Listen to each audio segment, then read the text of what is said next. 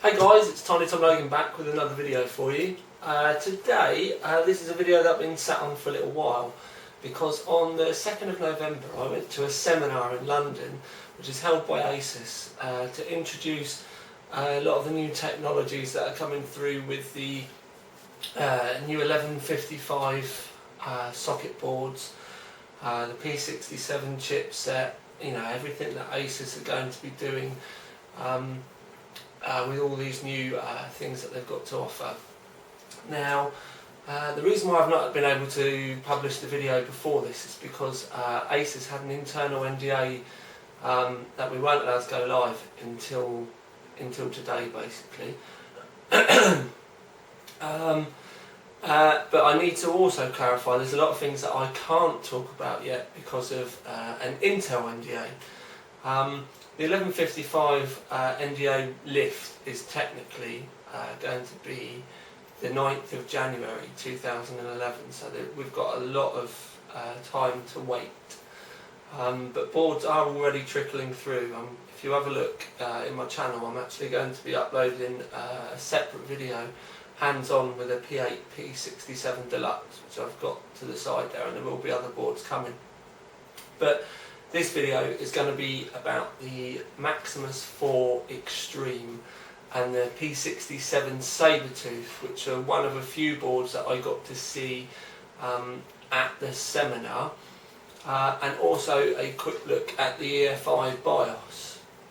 Now I'm going to put the video live, but I may have to, once it's gone live, blank out bits of the BIOS depending on if I get my knuckles wrapped, because there wasn't any clear discussion on what we were and weren't allowed to show from the BIOS itself, where technically it's not showing performance of the chips. So we're not going to know how tight things are with Intel pretty much until stuff starts to go live. But at the end of the day, there is already people showing screenshots of CPUs and stuff like that, so it'll probably be alright. But anyway, what I will do, because the videos, for some strange reason, I wasn't allowed to talk over the videos when I was there. Everyone was talking in the background.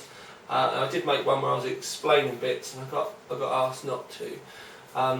So basically, the videos are just going to be a look around the boards, and then I will talk about the kind of the ins and outs, or at least what I'm allowed to tell you about the boards at the end. So what I'll do now is we'll go straight in and have a look at the Maximus 4 Extreme and the new P67 Sabertooth. You get a bloody job still. You got a special number for it.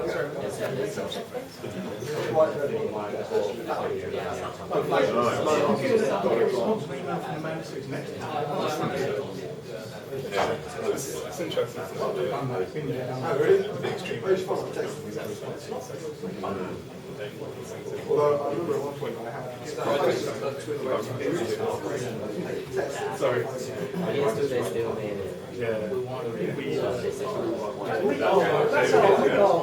And then process it.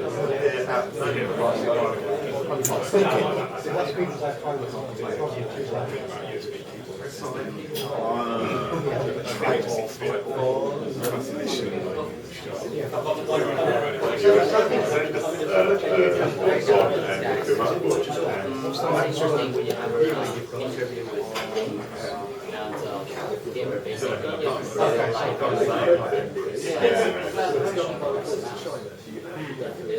they don't like 4,000 DPI. They just make I like it. It's just I don't trust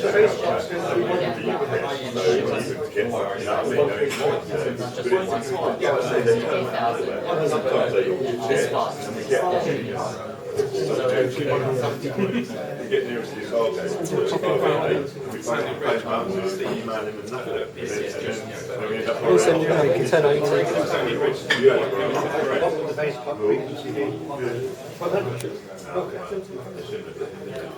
architecture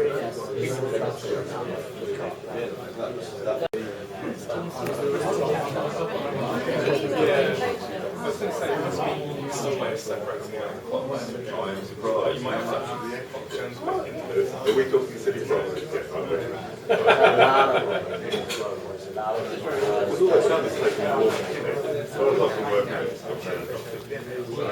Surely, it should be like 150. 1 or 2 megahertz downwards everyone maybe we can have 2 megahertz or 5 megahertz. They are definitely 5 megahertz, the ratio is around 50, 50. Yeah, we've got to save some space to have it. Okay. But you're still It's very different. So do you think we'll see a roll extreme Sandy Bridge? Thought it. Oh, well, See a roll extreme. new fancy, covered up different brackets. But there's going to be a lot of time. It's amazing how those boards first came so, is that just the final part that pushes the price up?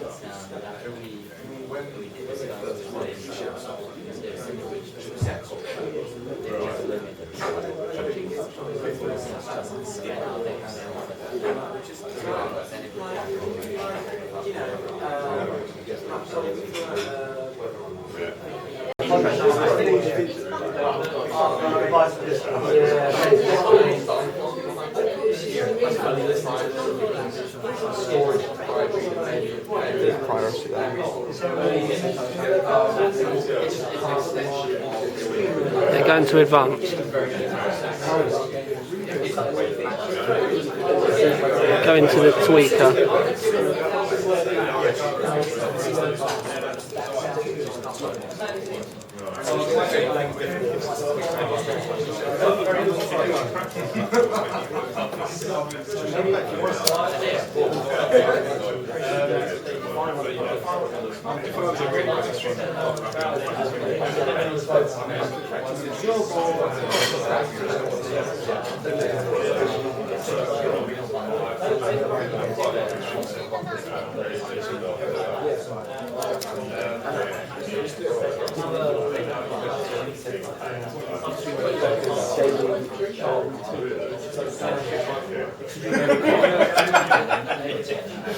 I've got a few hours of extreme overclock. I can't talk on camera.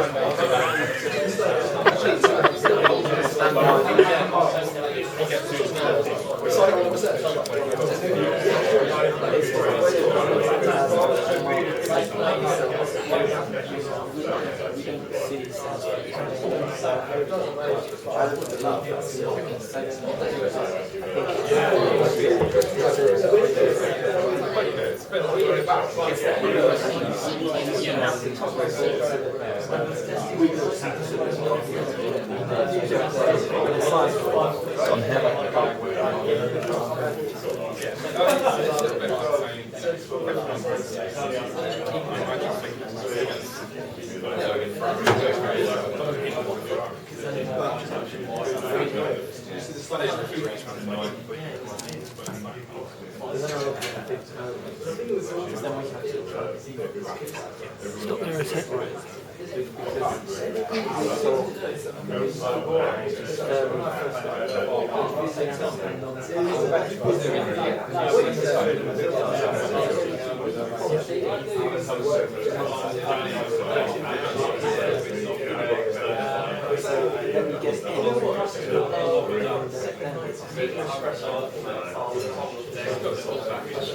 Go back to AI tweaker.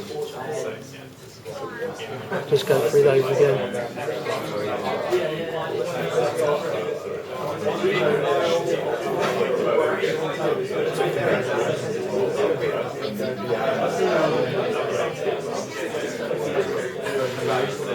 Just go down, just slowly.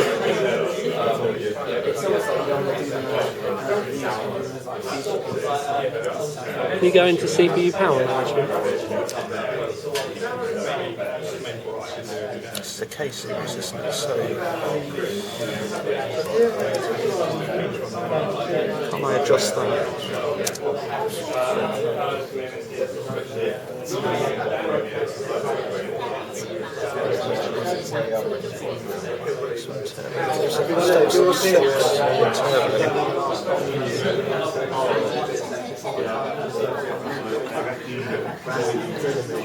long have you been out on the run?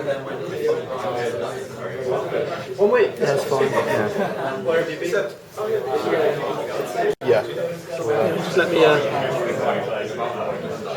Last year, that'd be fine. Yeah, that'd be good.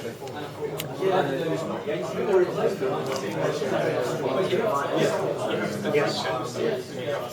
It's going to a smaller company like DFI. That's cool. Okay there, sorry about that long part there where you didn't really get to hear anything but kind of mumbled talkings behind me. We'll start off with the Maximus 4 Extreme. I just want to point out that the white bars on the heat sinks, that they will be changed. They'll either be black or red. Essentially there was 2 of those boards in the world at that point in time. One was at the seminar and one was at the Republic of Gamers testing facility, or do you know what I mean, their offices. So there were only 2 in the world. The Maximus is going to be kind of the 1155 overclocking, very high-end gaming kind of area of the market, kind of following on from where the ROG stuff does at the moment. So really aimed at those people that want pretty much everything that you can possibly have to offer, because the Maximus range is always has been the kind of central Intel segment boards. So for example, you had the Maximus 3, which was 1156, and obviously the Maximus 4 is just going to follow on with the new 1155 socket. Sadly, I'm not allowed to show you any of the stuff because we wanted to take heat sinks off and stuff like that, but we're not allowed. That's all a part of the Intel NDA. That is fairly clear. Just to explain, the Intel NDA is massive. It's a proper novel. So trying to go through it all to find out specifics, we're kind of skating on what we think is possible. But obviously black and red for the Maximus, all very well laid out. They have got 2 NEC USB 3 chips on there, and it does do something quite clever because you have got 2, but it's also got a USB 3 kind of like a hub thing built in. So basically the lower 2 USB 3s on the back panel are native. You can get full USB speed throughput through those. The higher ones actually share the other NEC chip with the front panel header, because they have now got front panel headers on them, so that you can, like we always used to do with normal USB 2, you don't have to have those horrid case cables coming through now at the back of your case. Now you can actually have this specific header and plug your cable straight into the front. So much better. But yeah, the higher 2 USB 3s and the front panel are shared. So you're only really going to be getting an issue if you're using them all at max speed all the time, which, you know, let's be honest, it's not really going to happen. There's not a lot of USB 3 stuff out yet. But if you need full speed, it's quite simple, just use the lower ones. So I quite like that. The layout looks quite good. Obviously things on the board, that is, as I said, it's the very original base, you know, the first one that they've put out. So things may change, things may get moved, but it certainly gives you an idea of what's to come. And at the end of the day, the ROG stuff always has been good looking boards, and it certainly looks like it's carrying on. The only thing I was a little bit disappointed was that they've not carried on with the crystal kind of design like they did with the, for argument's sake, the Crosshair 4 Extreme and the Rampage 3 Extreme. So the heat sinks are nice, but I think they've lost a little bit of an edge there, because I always really like those other ones. Anyway, we'll move on now to the P67 Sabertooth, because quite a lot, it's a strange one, the Sabertooth. They did the P55, and basically the tough logo is now going to be aimed at people that just want durability, stability. It's kind of stuff that it's going to work. You get a 5-year guarantee with it. So it's kind of aimed at that, and it's also kind of, they use the military components kind of line as well, that we've seen quite successfully with another vendor. But they started with the P55 to test the water. The X58 was originally not going to come to the UK, but I'm very, very glad that it did, because it was a cracking little board. And now we've got the P67. Now, there's a lot of you going to be going, what the bloody hell is that cover? Now, that's not because they don't want us to look at the board. That's actually a feature. I'm not 100% whether that's going to catch on, but I'll explain technically what it's about. The idea is that the whole of the board is completely shrouded with that cover, and it's designed so that you have a face down CPU cooler, so that the CPU cooler is blowing straight at the board. Noctua do one. I can't remember the name specifically off the top of my head, but I have reviewed it on the channel. It's a face down cooler. I used it in Haley's server and my own server. And the idea is that the face down fan then directs the air underneath the protective jacket, the stab vest, or whatever you want to call it. I can't remember their specific name, but I think it's something like a stab vest or something like that. But the air gets directed underneath that jacket and cools all the components. But the one thing that Asus say is very clever about that jacket is, if you've got a CPU fan that does direct down, you don't actually need case fans to keep the board cool. Now, that's not something that I would tremendously recommend, especially if you're running hot graphics cards and stuff like that. But yeah, it is a strange one. I want to use it before I properly comment on it, but my initial impressions are a little bit, I'm not 100% sure. So I definitely want to use that. It'd be great if that board is as good as the Sabertooths that have come previously. So yeah, another kind of, it's a strange one. Moving on again to the EFI BIOS, instantly I want to start talking to you about like the processor and stuff like that, which I'm not allowed to. But the things that I can talk to you about are like the graphical interface is brilliant. When you first use it, it does feel a bit strange, especially if you've been used to Asus BIOSes. But once you've been using it for about 15-20 minutes, it is actually all kind of laid out in the same way. It's just got all that kind of sheeny, shiny look to it. Asus are bringing in lots of new tweaks and stuff to be able to like make your overclocks better, so you don't get interference with the onboard sound. There's lots of stuff like that, but again, it's all to do in and around the CPU technology, which we don't really want to talk about too much, because I really don't want to be told off. So essentially, the EFI BIOS, it makes things a lot easier because you've got lots more temperature based stuff in there. You can turn stuff on and off. You get it's very, very difficult because it's been I mean, what are we now? It's been 2 weeks since I've actually used it, and we only got sort of like a brief kind of 15 minutes window with it. But I do see long term it being a brilliant, brilliant addition. One thing I will mention is, like, at the moment a BIOS flash can be like a meg. The new ones are like 4 meg. So I'm very much doubting whether it's going to be something that they're going to roll back into the older boards, but probably is good, you know, from now onwards. I do think this is something that we're going to be seeing on all the newer stuff. Before anyone says anything, there is no talk of anything from AMD along the EFI lines yet, but we'll have to see what happens when they bring all their new stuff out in the new year as well.